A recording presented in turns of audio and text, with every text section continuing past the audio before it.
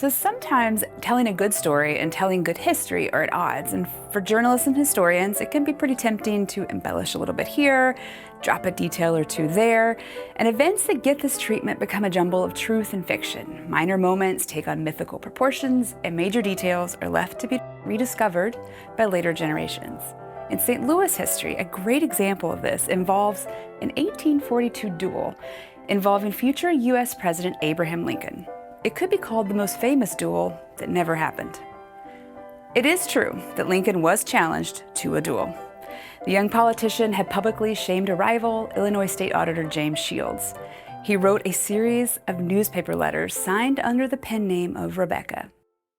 The letters ridiculed Shields' political views, made fun of his business skills, and even were pretty harsh about his romantic endeavors. Shields felt no choice but to challenge Lincoln. They meet on an island in the Mississippi to fight using swords, not guns. Their friends convince them not to fight. Everyone lives, goes on to make a lot of history. Those are solid facts. But as the story passed down through generations, several parts start to shift in pretty interesting ways. First, the location.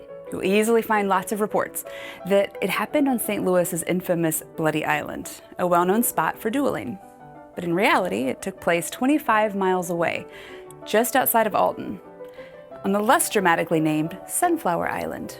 Second, it's commonly said that they chose the island because dueling was still legal in Missouri. Also, totally untrue. It had been illegal since the 1820s. But what was true was that under Illinois law, dueling would have made them ineligible for public office. There are also several parts of the original story that are way more colorful than the distilled version. Those letters that started the whole business, they were written by Abraham Lincoln and his then-fiancée, Mary Todd. And the actual duel was stopped before it was started, when one of the men in the party called Shields a whippersnapper and threatened to spank him. Both Lincoln and Shields refused to talk about it with anyone for the rest of their lives. And Lincoln even told someone once, "If you want to be my friend at all, you will never bring it up again." So it's pretty easy to see why journalists and historians may have wanted to embellish a little bit on that story.